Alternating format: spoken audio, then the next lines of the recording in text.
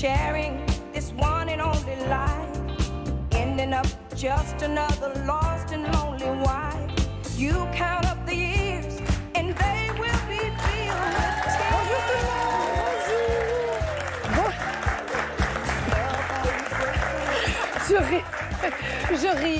Je ris parce que Sarah, franchement, et qui me regarde comme ça, mon Dieu, mais c'est merveilleux, voilà. Une athlète. Bravo. Ouais, c'est vrai que j'arrive à faire quelques petites postures de yoga. Il va y en être question aujourd'hui dans l'émission, mais attention, hein, on va pas trop se fatiguer. Bonjour le public. Bonjour Sarah et Arnaud, on est ravis de vous retrouver dans Bel et Bien Ensemble. Bel et Bien Ensemble, c'est votre rendez-vous bien-être sur France 2.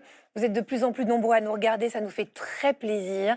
Et ce matin, on va s'attaquer à un sujet qui nous concerne tous, le sport. Alors là, vous allez me dire, ah non, désolé Agathe, moi ça ne me concerne absolument pas. Non mais attention, on ne parle pas de n'importe quel sport. Aujourd'hui, pas besoin de puissance, pas besoin de vitesse, on va vous parler des sports doux. Vous savez, ces sports qui demandent un peu plus de précision peut-être, de concentration, de dextérité, de souplesse, de qualité de mouvement et qui font peut-être moins mal, qui paraissent moins compliqués, quoi. Voilà. Alors au programme ce matin, j'ai invité l'urgentiste la plus alerte de France, c'est Abigail Deby. Elle va nous expliquer pourquoi on devrait tous se mettre au sport doux, qigong, étirement, barre au sol. Pour se muscler, vous voyez, en profondeur, elle va nous dire tout sur ces pratiques qui boostent notre bien-être et qui préviennent les maladies. Et puis nous irons à la rencontre de Célina Wang, éducatrice somatique, qui propose la méthode des 5 filaments. C'est une manière novatrice de mettre son corps en mouvement et de se faire du bien surtout. Vous allez voir, Sophie Fouché est triple championne du monde de Tai Chi. Elle va tout nous dire sur cette discipline qui associe respiration, mouvement lent, précision pour renforcer le corps en profondeur, parce que quoi de mieux qu'une pratique issue de la médecine traditionnelle chinoise pour nous offrir un véritable boost de bien-être. Et puis on est ravis de recevoir aussi Laetitia Piquant, qui va nous dire tout sur la méthode développée par le docteur Bernadette de Gasquet, qui est devenue une référence bien entendu. C'est une méthode unique qui permet de renforcer votre posture, d'améliorer votre respiration et de protéger aussi le périnée, tout en préservant la santé de notre dos. Et puis bien sûr, on a notre kiné préféré qui sera là, c'est Aime ton kiné, pour une petite routine parfaite pour se remettre en jambe dès le réveil. Vous allez voir, on va l'adopter et on ira bien mieux. Sarah, Oui. les Français en pensent quoi de tout ça? Écoutez, avec les Français, ce matin, on s'est étirés. Je les ai initiés à un sport doux un peu spécial. Vous les avez pas déchirés, j'espère? Si, je crois. Ah. Regardez. Vous allez faire comme moi, comme ça on se détend à deux. D'accord, très bien.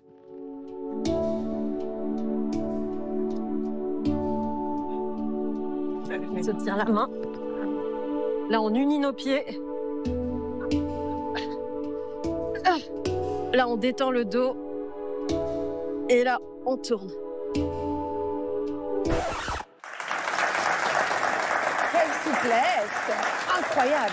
Je me mets toujours à la place des gens qui passent à côté, qui doivent se dire mais qu'est-ce Ça que les fait détend. cette folle. Ça les Ouais. détend. Bon, dans le public, on a Arnaud qui est avec nous. Donc déjà, avec un prénom pareil, Arnaud, vous devez être une bête en sport, c'est sûr. Et vous, c'est un peu, vous vous vexez pas si je dis que vous êtes un peu bourrin dans le sport, c'est-à-dire testostérone, challenge, faut se montrer des trucs. Et vous, votre truc, c'est le VTT. Et donc le VTT, c'est hyper... Ouais. Quoi? Je vais essayer J'ai de- rien dit. Vous, le VTT, c'est traumatisant pour les bras, notamment. Et par contre, vous n'êtes pas fermé au sport, d'où vous avez envie d'éveiller votre curiosité à ça. Donc je pense que vous avez bien choisi votre émission, vous allez avoir les réponses pour. Bah, l'objectif, en fait, de cette émission, c'est qu'à la fin, vous vous disiez, bon, allez, c'est à la portée de tout le monde, c'est bon pour ma santé, c'est bon pour mon bien-être, donc j'y vais. Pourquoi... Alors, je vous laisse retourner dans le public, Merci. peut-être, Sarah, parce que je sais que c'est votre place. Oui, votre place. Alors, pourquoi les sports doux boostent notre bien-être autant que les sports dits d'endurance ou de cardio? Parce que oui, c'est le cas, hein, vous allez voir. Comment s'y mettre et pour quel bienfait?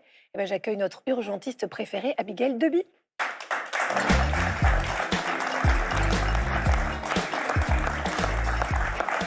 Bonjour Abigail. Bonjour. Merci d'être avec nous. Bon, je vais tout de suite dans le cœur du sujet. C'est vrai qu'on associe souvent le sport à l'effort intense, à la transpiration, au fameux no pain, no gain.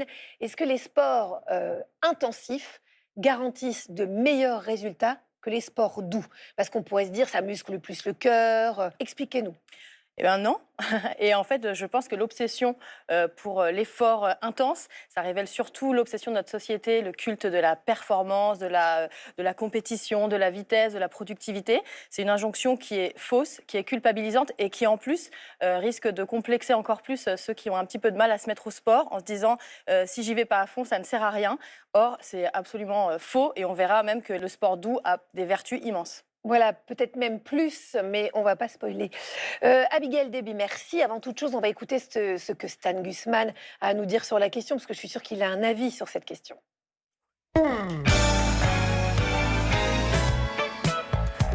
Bon, allez, Agathe, désolé de vous importuner, mais j'en profite, moi, pour travailler mon fessier. Ah là, comme ça, oui, parce que au lieu de rester immobile pendant toute ma chronique, et du coup, j'en profite pour faire des micro-exercices doux et lents que j'intègre à ma routine. On appelle ça des mouvements snack. Mais on appelle ça du harcèlement, en fait. C'est vrai aussi. Des micro-séquences de 30 secondes et 3 minutes qu'on glisse dans sa journée pour se remettre au sport en douceur sans passer par la case pilates ou yoga.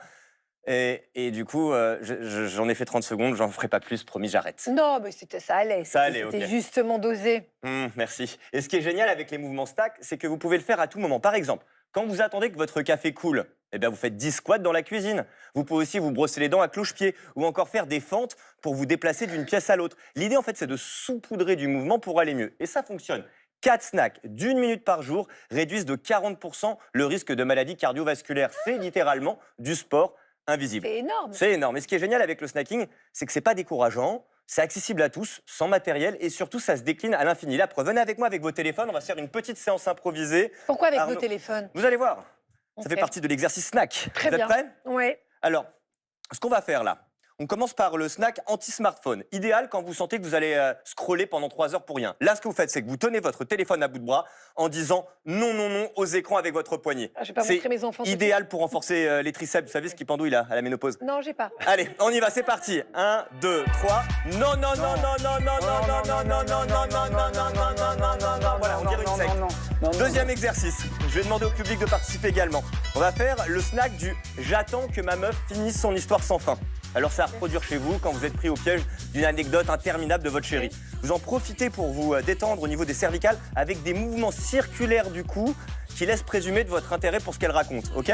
Vous me suivez, c'est partout? C'est parti, c'est partout. C'est parti, on tourne la tête et on y va. Waouh chérie, elle est incroyable ton histoire, avec moi. Waouh chérie, elle est incroyable ton histoire. C'est fou, fou, fou. C'est incroyable, hein. Vous voyez, c'est simple et efficace le snacking. Et on peut même le pratiquer pour quitter ce plateau. D'ailleurs, je propose un petit exercice snack de cardio pour partir. Vous me suivez, quoi qu'il arrive? Quoi qu'il. Allez, c'est parti, musique. Qu'est-ce que je vais faire? Ah oui. Ah, la chenille, bien sûr. Eh oui, j'adore. C'est génial le snacking. Faites-le dans la vie de tous les C'est jours. fantastique. Ça fait du bien au cœur, à la tête, c'est Allez, bon pour la ciao, santé. snacking. Salut. Snacking aussi. Un bon petit coup de pied aux fesses. C'est pas mal. Merci beaucoup, Stan Gusman. Bon, il paraît que il revient en fente. Il a raison. Il paraît que les sports doux sont excellents pour notre santé mentale et physique. Il paraît qu'ils offrent des entraînements complets, variés, parfois même complexes, et qu'ils développent vraiment notre endurance. Et pourtant, c'est vrai que dans l'imaginaire collectif, ce ne sont pas des sports qui font transpirer. Alors, pourquoi est-ce qu'on les considère encore comme secondaires? Pourquoi ces pratiques qui nous aident à être tellement bien restent si peu valorisées? On va répondre ensemble à toutes ces questions que l'on se pose.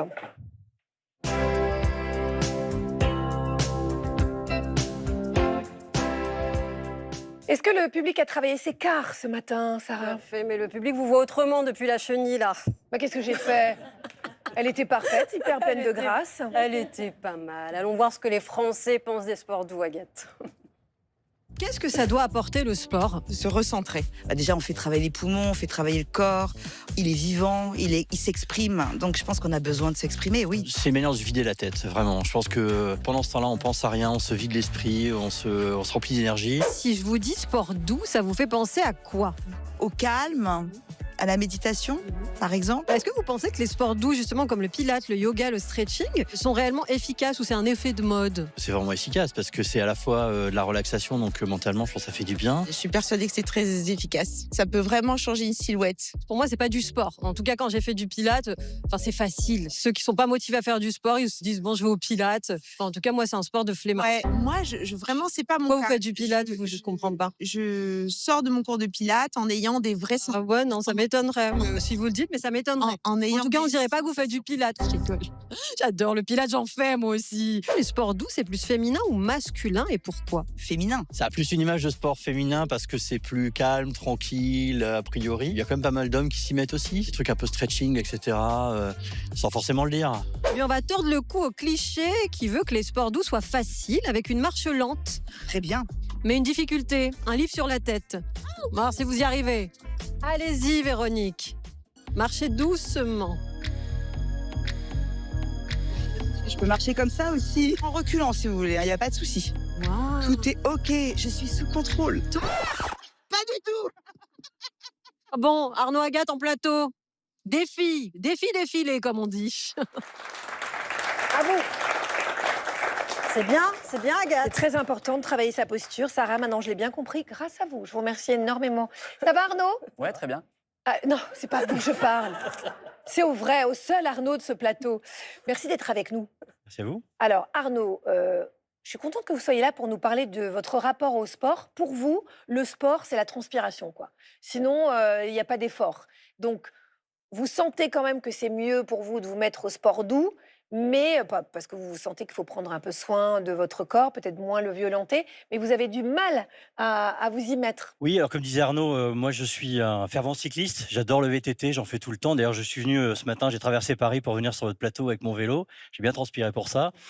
Et puis j'ai mon petit rituel du week-end, c'est-à-dire que je fais mon footing le matin dans mon quartier, petit déjeuner assez léger, ensuite je pars avec mon VTT sur les cailloux, voilà, on force les bras, etc. Si ça transpire, c'est qu'on a fait du sport, quoi. En plus, j'imagine que c'est la surenchère, parce qu'au début, quand on se met au VTT, bon, peut-être on va en faire 1 heure, on va se dire, oh là là, dis donc, c'est costaud. Et puis, à force d'en faire, on transpire de plus en plus, on essaye en fait d'augmenter à chaque fois ses performances. Vous avez ce sentiment-là aussi? Oui, exactement. Et puis on a une espèce d'adrénaline qui monte parce qu'on a envie à la fois de transpirer, de faire de l'effort, de se concentrer sur son trajet. Et puis en plus, c'est agréable de faire du vélo parce qu'on voilà, il y a des paysages, Fantastique, etc. surtout dans la nature.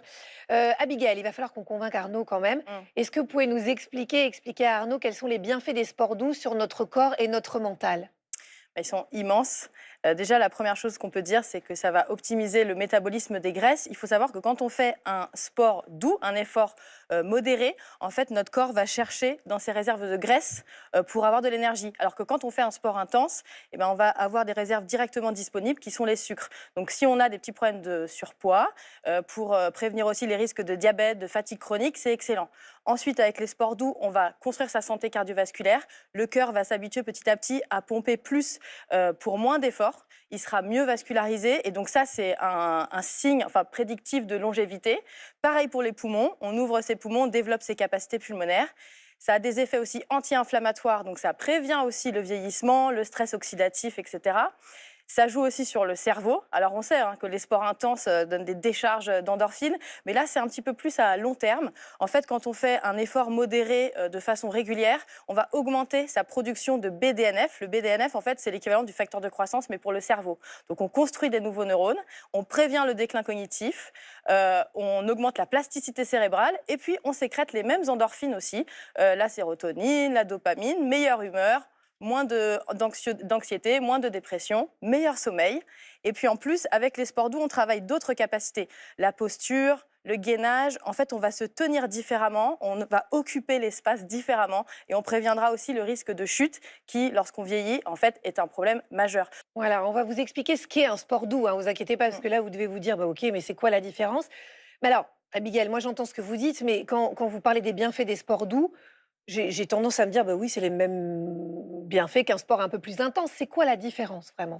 Pourquoi est-ce qu'il faut les privilégier? Alors la différence, en fait, c'est que le sport doux, on peut le pratiquer au quotidien, ce qui n'est pas le cas pour les sports intenses qui nécessitent quand même une phase de récupération. En fait, les sports intenses vont créer des petites micro-lésions, des micro-traumatismes. C'est des sports souvent avec un impact. Et donc ça, il y a un risque de blessure qui n'existe quasiment pas avec les sports doux. C'est très rare quand même de se faire une fracture avec du tai chi ou du yoga.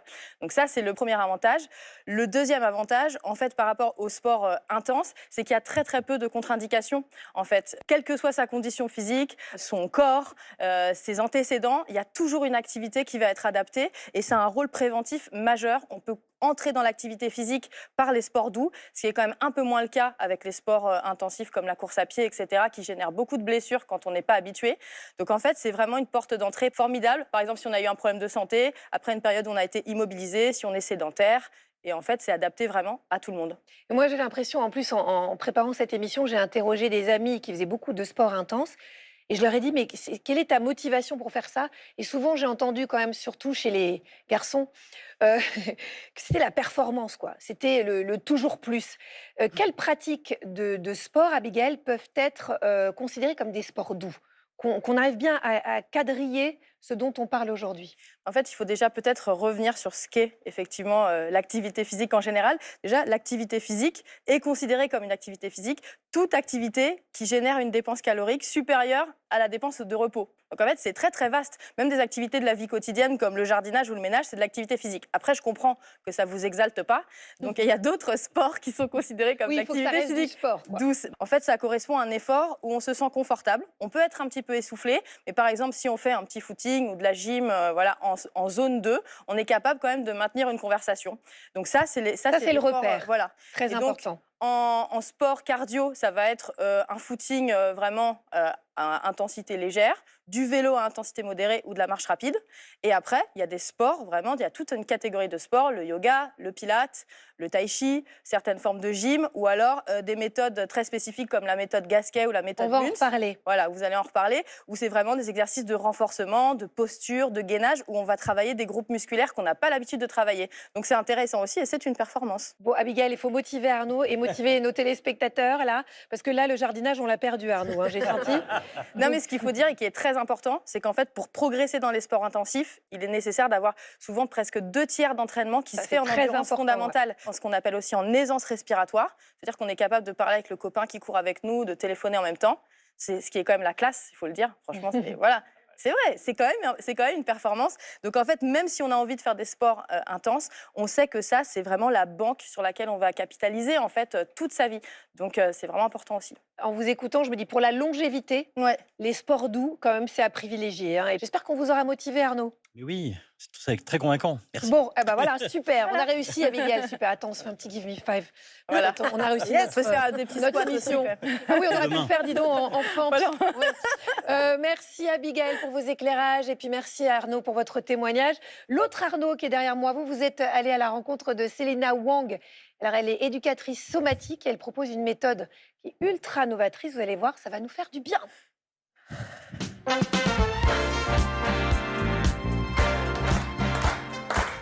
On l'a dit tout à l'heure, il n'y a pas besoin d'aller dans une salle qui sent les aisselles, où on vous met un chrono et des gens qui vous hurlent dessus. On peut faire un sport doux. Oui. Mais qu'est-ce que cette douceur? Et on a eu du bol parce qu'à Paris, récemment, il y a eu donc le passage de Selina Wang, qui est en fait une spécialiste du mouvement, qui elle est arrivée tout droit de Suisse. Et on a eu de la chance parce qu'on a pu la voir. Danseuse, prof de yoga et de pilates depuis 15 ans, Selina s'est entourée d'anatomistes et de spécialistes pour mieux comprendre le corps humain.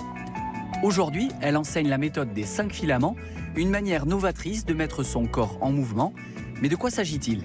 Florine a enfilé sa tenue de sport pour le savoir. Bonjour, je suis Florine. Bonjour Florine, Qu'est-ce que bienvenue. vous faites ici? La meilleure manière de le comprendre, c'est de le vivre. Ok. Donc, je t'invite à faire l'expérience avec nous. Ok, Bienvenue. très bien, merci. Je m'installe. Hop. Bon, bah, bonjour.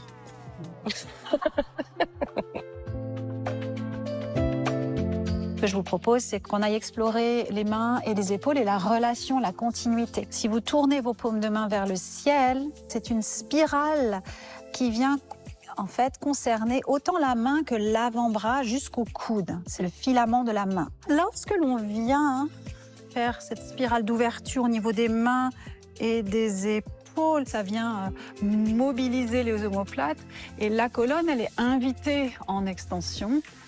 Créée par le docteur Karen Kirkness, la méthode des 5 filaments repose sur des mouvements en spirale, des rotations qui stimulent les fascias. Ce tissu riche en collagène qui enveloppe nos muscles et relie tout le corps.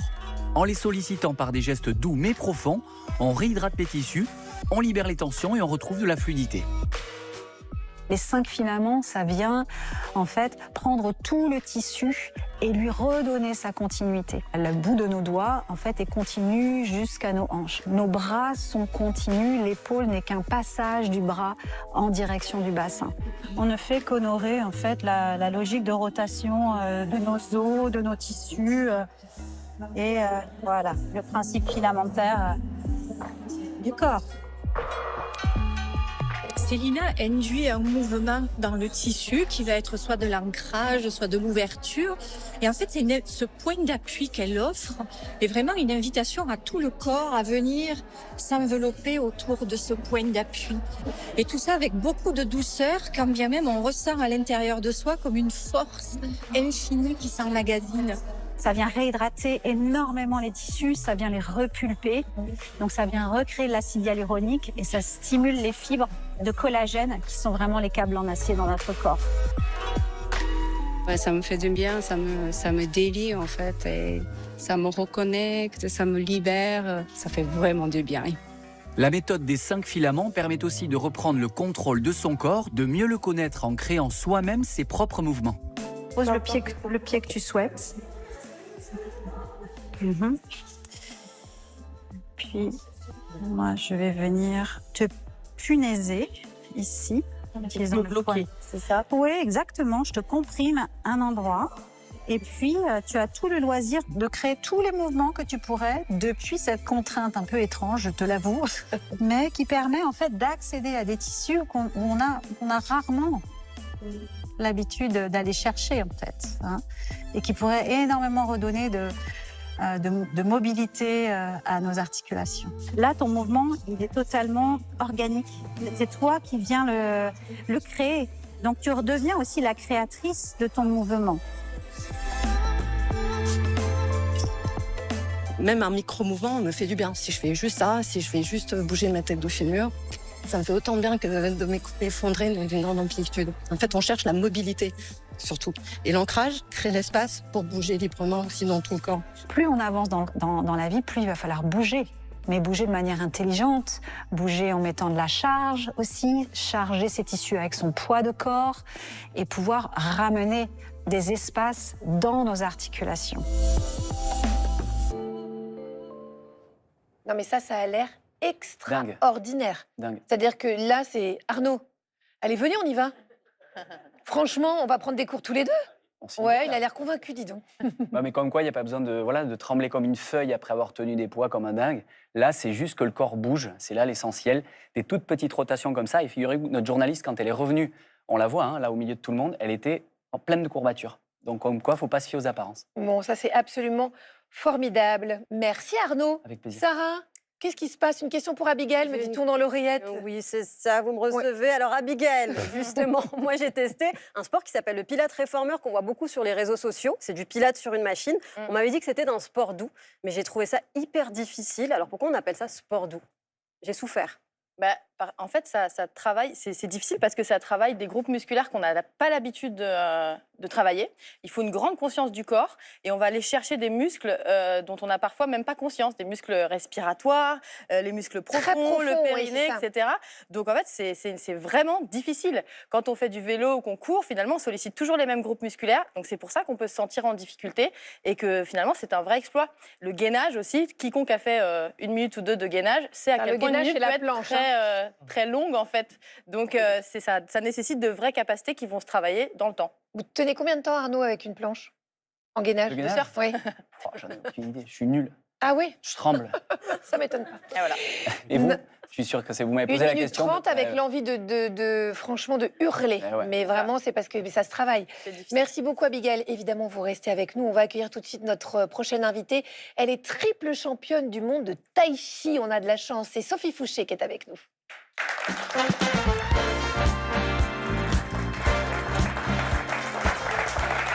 Sophie Fouchier, merci beaucoup d'être sur le plateau de Bel et Bien Ensemble. On a plein de questions à vous poser.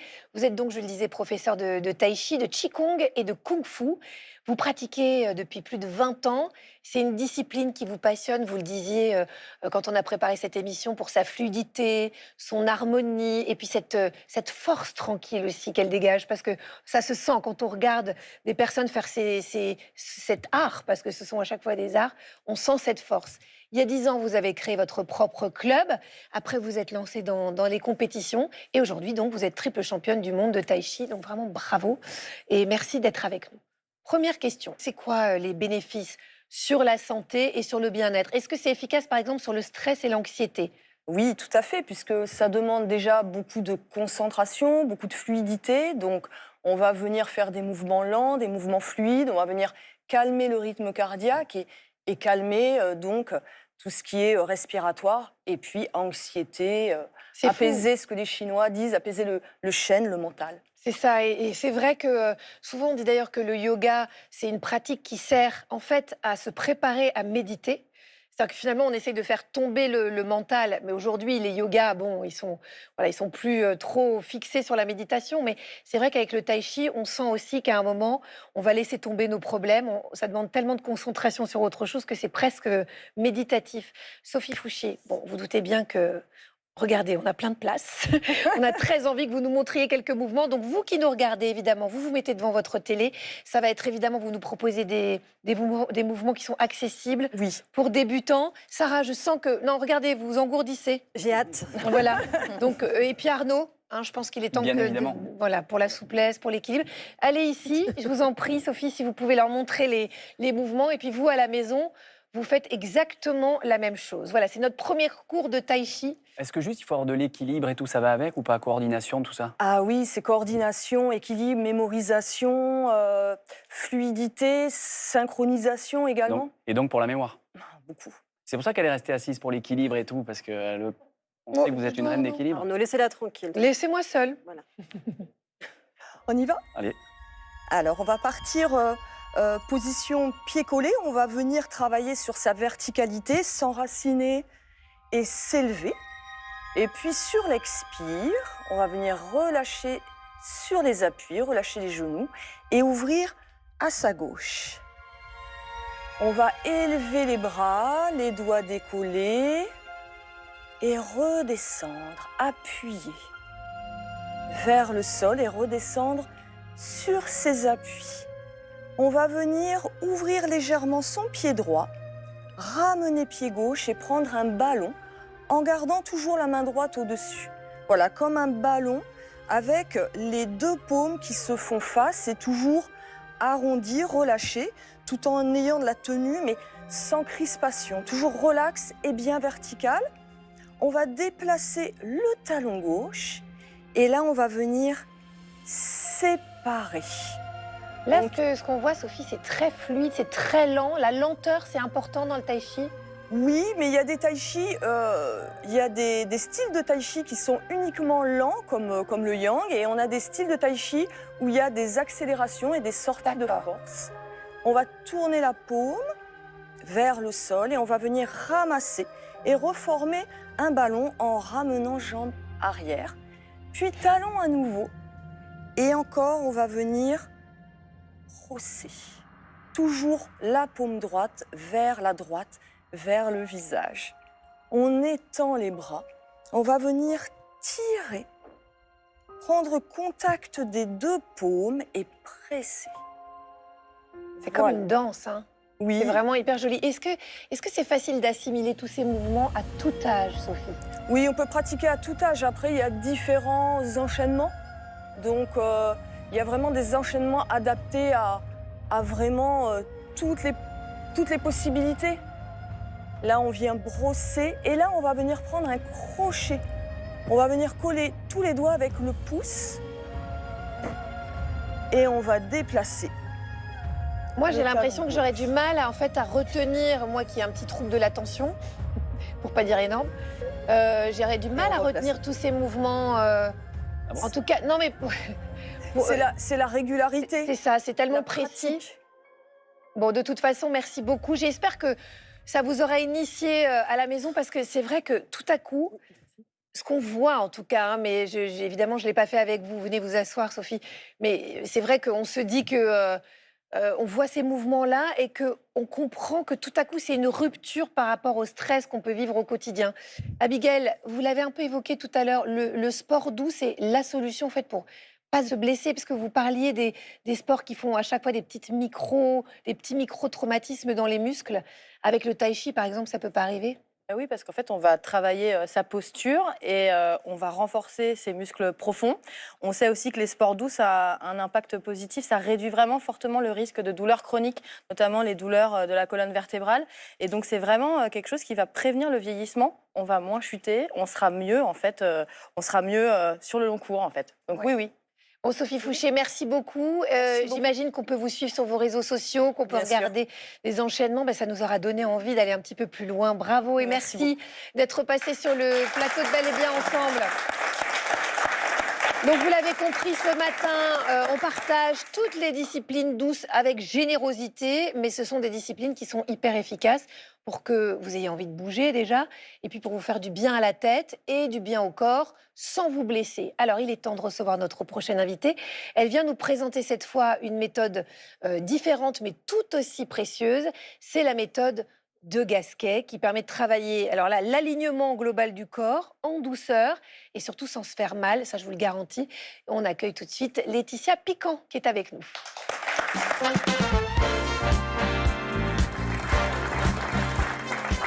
On n'a jamais eu autant de personnes en legging, ce qui est ma passion.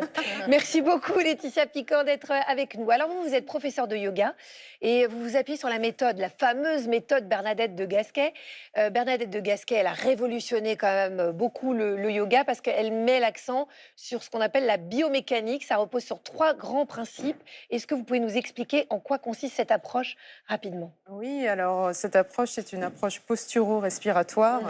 On place en fait la posture et la respiration en synergie avec le travail du périnée. D'accord. Donc c'est très important, à chaque fois, j'imagine, pendant vos cours, vous rappelez aux élèves de mobiliser leur périnée et de mettre la respiration qui va avec le mouvement. Abigail Deby, pourquoi est-ce que c'est si important de se muscler le périnée?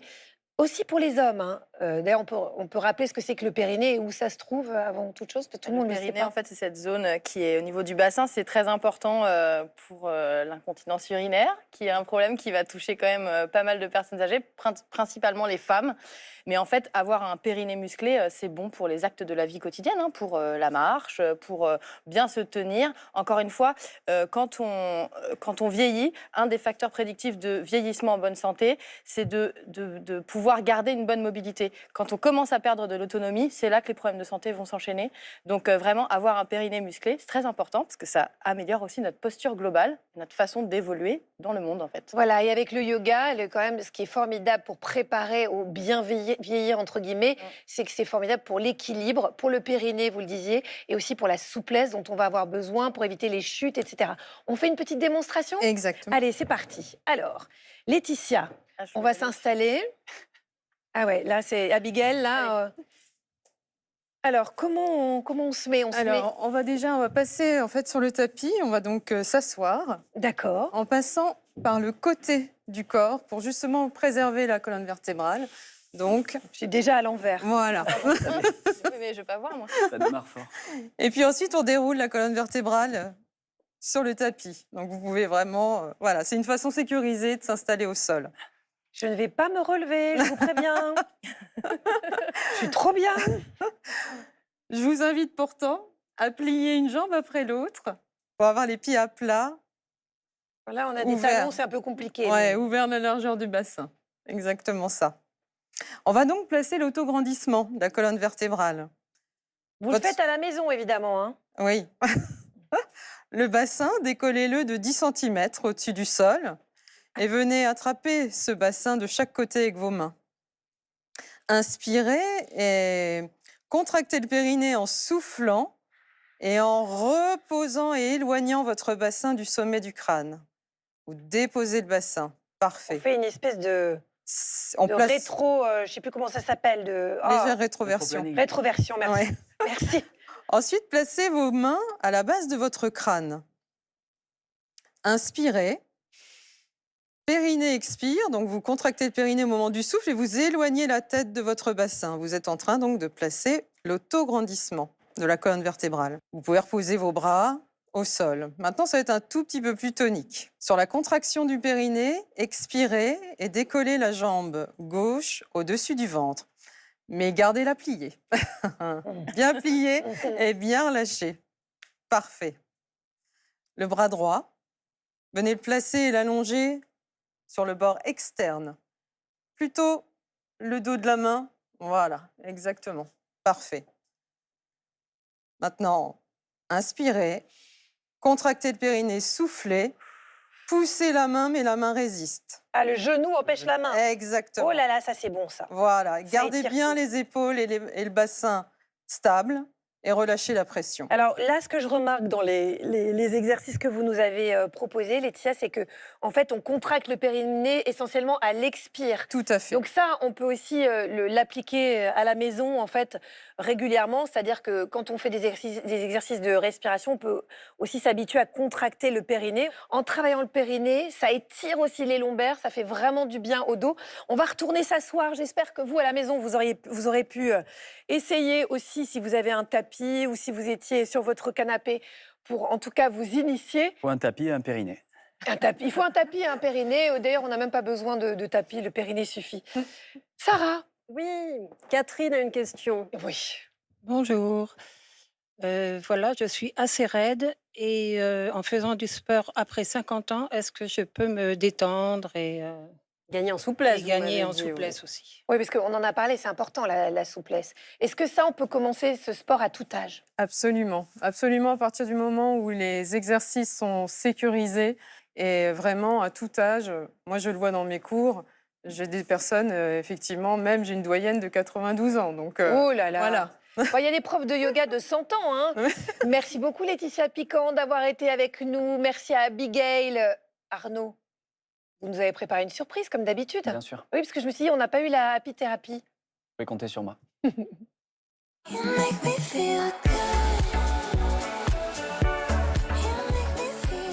Souvent, il y a des gros feignants, et je ne vais pas m'exclure dans le truc, qui repoussent à chaque fois le moment de la journée où ils vont aller à la salle de sport. Alors que si on prend les choses dès le départ, le matin, on peut faire une morning routine. Et celui qui va nous expliquer tout ça, c'est notre kiné préféré. Moi, je l'adore parce que dès qu'il arrive en t-shirt, j'ai l'impression que j'ai des muscles qui poussent sur mon corps. C'est M ton kiné, c'est Emric qui nous rejoint. Ça va? Et toi? Nickel. Bon. Donc je disais, on peut se faire couler un café, mais avant ça, on peut attaquer la journée en faisant du sport. Exactement. Et j'adore le faire le matin parce que des fois, comme tu le disais, on va le faire un peu plus tard. On le fait dans l'après-midi, on le fait dans la soirée. Et en fait, on se couche et on n'a rien fait. Commencer sa journée par un 5-10 minutes d'exercice, c'est le meilleur moyen d'être sûr de le faire. Et en cumuler sur une semaine, ça peut faire beaucoup. Moi, ce que j'aime bien, c'est commencer par quelque chose de très doux, très facile, qu'on va augmenter progressivement. On va déjà lever la jambe le plus haut possible, redescendre et on va alterner. J'aime bien faire plusieurs tours et à fur et à mesure des tours, on va augmenter la difficulté. Okay. Là, sur un premier tour, on y va lentement. Mais ensuite, quand on va arriver au tour 2 ou 3, on va aider avec la main opposée. On peut se tenir, je vois que l'équilibre est un peu difficile, mais en faisant ça, on va stimuler les fessiers, on va les étirer, on va activer les abdos, les fléchisseurs de hanches. On commence gentiment à se mettre en mouvement, 10-15 répétitions. Un deuxième, on va intégrer les bras, on va venir monter vers le haut, vers l'arrière, pointe de pied, Qu'est-ce qu'elle est bien, cette on se émission. grandit et on relâche. Et ça, bonheur. pareil, on en fait 10-15. Au tout début, j'adore cet on y va exercice. doucement. J'ai l'impression qu'il y en a qui sont mieux placés que d'autres. Et en plus, on peut adapter. Si on a un peu mal aux épaules, c'est pas grave, on va plutôt aller chercher vers l'avant. L'idée, c'est de ne pas forcer, mais plutôt de se mettre en mouvement. Ça nous fait un deuxième exo. Troisième, très simple, on se penche un peu en avant. Et là, on va venir lever les bras vers l'avant, relâcher, lever les bras sur le côté et relâcher. Et pareil, on enchaîne. Là, on va venir stimuler un peu plus la musculature du dos, les deltoïdes, une partie des épaules, un peu les fessiers. Moi, j'accompagne. Faut pas être tout seul. Pareil, 10 à 15 répétitions et on peut commencer en levant doucement les bras sur les premiers tours. T'appuies sur la machine à café, là. Exactement, en même temps. Ou alors, on joue avec les enfants, ça marche aussi, mais on y va doucement. Un petit dernier que j'aime bien, c'est un petit enchaînement. On va venir envoyer les fesses en arrière en gardant les jambes tendues. Ensuite, on reste là, mais on vient plier les genoux. On renvoie les jambes à l'arrière, exactement, un squat.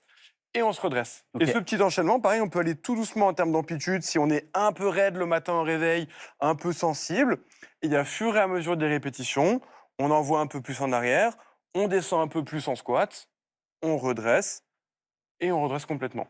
L'idée, c'est, moi j'aime bien ce petit enchaînement parce qu'on a les épaules, le haut du dos, les fessiers, les jambes, un petit peu tout qui travaille, mais ne pas hésiter à incrémenter avec ce qu'on aime plus, ce qu'on aime moins, ce qu'on sent bien, et on y va un peu plus fort à fur et à mesure des tours, entre 3 et 5 minutes le matin. Ouais, voilà, c'est ça. La fréquence, vraiment, pour être efficace, c'est ça, 5 minutes. En fait, ce qui sera efficace, c'est surtout la régularité. Je préfère largement quelqu'un qui me fait une routine de 5 minutes tous les matins plutôt qu'une heure une fois par semaine.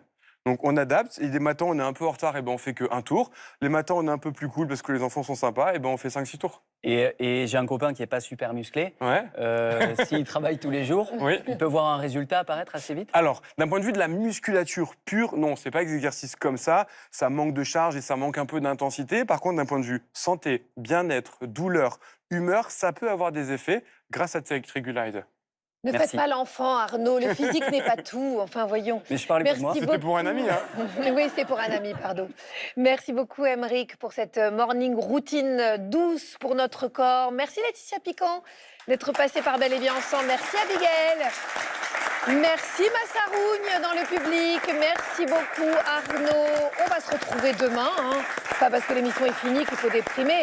On n'a que 24 heures à attendre. 9h55 demain avec Arnaud et Sarah pour votre rendez-vous bien-être. Bonne journée sur France 2.